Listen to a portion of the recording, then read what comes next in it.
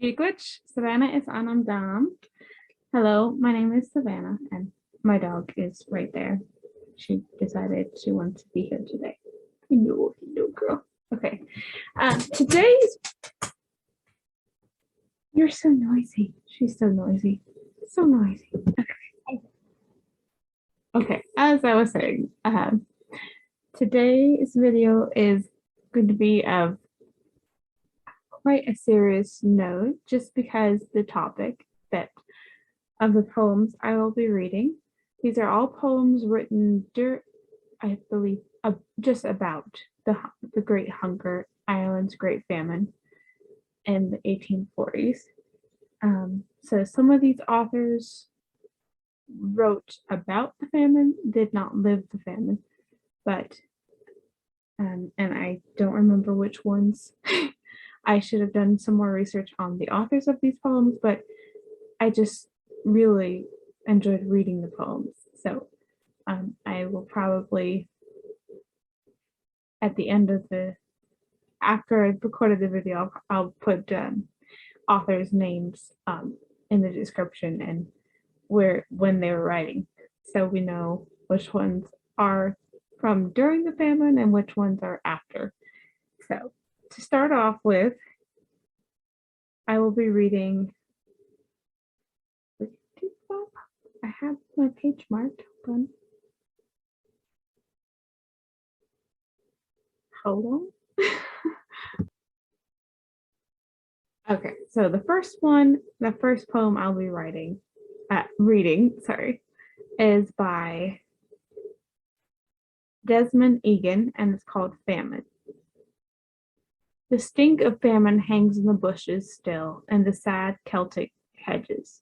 You can catch it down the line of our landscape, get its taste on every meal. Listen, there is famine in our music, famine behind our faces. It is only a field away. Has made us all immigrants, guilty for having survived. Has separated us from language, cut us from our culture, built blocks around belief, left us on our own, ashamed to be seen, walking out, beauty so honored by our ancestors, but fostered now to peasants, the drivers and motorway diggers, unearthing bones by accident under the disappearing hills. Okay, that is the end of Desmond Egan's poem. And the next two poems will be by Jane Francesca Wild. The first one is titled The Itinerant Singing Girl. Fatherless and motherless, no brothers have I, and all my little sisters in the cold grave lie. Wasted with hunger, I saw them falling dead. Lonely and bitter are the tears I shed. Friendless and loverless, I wander to and fro, singing while my faint heart is breaking fast with woe.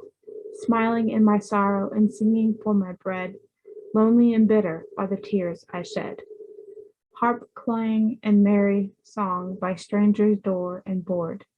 None ask wherefore tremble my pale lips at each word. None care why the color from my wan cheek has fled. Lonely and bitter are the tears I shed. Smiling and singing through hunger, want, and woe, freeze the young life current in my veins as I go, begging for my living, yet wishing I were dead. Lonely and bitter are the tears I shed. And this one is called The Famine Year, by the same author, Jane Francesca Wild. Weary man, what reap ye? Golden corn for the stranger. What sow ye? Human corpses that wait for the avenger. Fainting forms, hunger-stricken, what see you in the offing? Stately ships to bear our food away amid the strangers' scoffing. There is a proud array of soldiers. What do they round your door? They guard our master's granaries from the thin hands of the poor. Pale mothers, wherefore weeping? Would to God that we were dead. Our children swoon before us, and we cannot give them bread. We are wretches, famished, scorned, human tools to build your pride, but God will yet take vengeance for the souls for whom Christ died. Now is your hour of pleasure. Bask ye in the world's caress, but our whitening bones against ye will rise as witnesses from the cabins and the ditches in their charred and coffined masses. For the angel of the trumpet will know them as he passes. A ghastly spectral army before the great God will stand, and arraign ye as our murderers, the spoilers of our land. And that is the end of that poem, The Famine Year, by Francesca Wild. And now this last poem is by, I want to say Eavan Boland, and I'm sorry if I pronounced that wrong. I will have to put that as well in the description, how to say these names, because they aren't the typical English spellings, because I believe these are Irish names. So, or I believe these are Anglicanized Irish names. So they're not Gaelic spellings, they're English spellings of Irish names. Anyway, that's a whole nother topic there. So, but this next poem is called Quarantine. And during the famine years, due to the state of starvation that so many people were under, they were much more susceptible to disease from their weakened states, health from being in hunger for such a long time. Okay, and here is, I'll go ahead and read this poem now. In the worst hour of the worst season of the worst year of a whole people, a man set out from the workhouse with his wife. They were both walking north. She was sick with famine fever and could not keep up. He lifted her up and put her on his back. He walked like that, west and north, until at nightfall, under freezing stars, they arrived. In the morning, they were both found dead, of cold, of hunger, of the toxins of a whole history. But her feet were held against his breastbone. The last heat of his flesh was his last gift to her. Let no love poem ever come to this threshold. There is no place here for the inexact praise of the easy graces and sensuality of the body. There is only time for this merciless inventory. Their death together in the winter of 1847, also what they suffered, how they lived, and what there is between the man and the woman, and in which darkness it can best be proved. So this last phrase, this part of the poem where it speaks, they were both found dead in the morning. Her feet were held against his breastbone. The last heat of his flesh was his last gift to her. He was trying to keep her warm from the cold, freezing night. And she was ill, and he held her feet to his breast to keep her warm. That is so sad. So sad. But that is truly an act of love. They both died together, and that is tragic. But his last act of love was to keep her warm. It's so sad. And that is the last poem I'm going to be reading, because I don't think I can read the next one, just because that I don't want to end up crying. But anyway, wow, just wow. Very thought-provoking and poems, and it's amazing the power of words. It's amazing the power of words. You can just hear the pain and you can just hear the emotion just within the poems by these authors. And even if they didn't live during the time of hunger, a lot of Irish poets just still have that in the back of their mind. It's ingrained in their history. They have a very long history of suffering and persecution, and it's ingrained in their, I think it's even ingrained in their identity as being Irish. I'm definitely not I'm not Irish. I'm an American, so a lot of Americans do have Irish ancestors, but I'm American, and this just really, really is a sore spot even for me.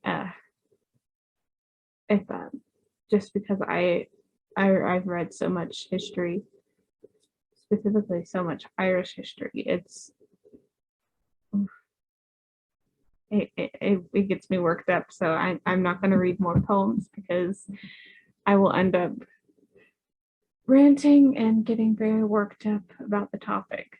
So I usually end with, I hope you enjoyed this, but I'm not going to today because it's not a light-hearted video and it's more of a thought-provoking video. So I hope you've learned a lot from these poems, and that in future,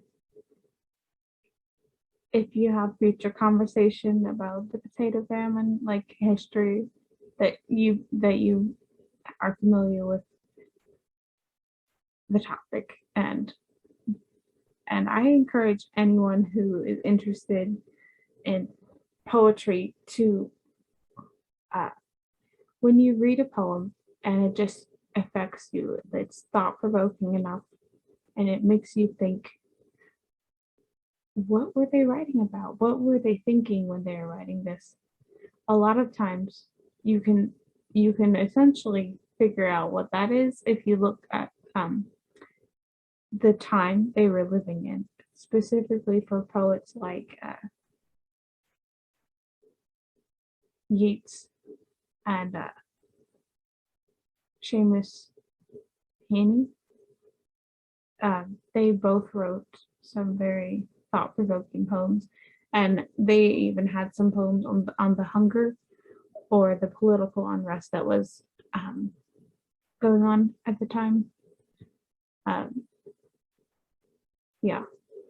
So, but basically what I mean is, when you read a poem and you are wondering what the poet is thinking when he writes it, I would encourage you to see where the poet is from and what was happening at the time of, or the years in his life.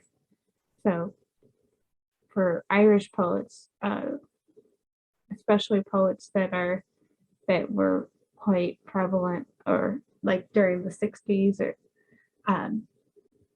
you will come across poets or playwrights who wrote about the Troubles or any other number of topics. So, but oftentimes poets will write about what is, they might write allegorically, but they'll be writing essentially about what is going on at the time during their life there.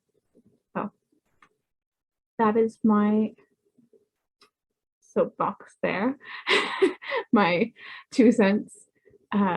So I hope you learned a lot from the poems I read, and that you pursue other readings yourself.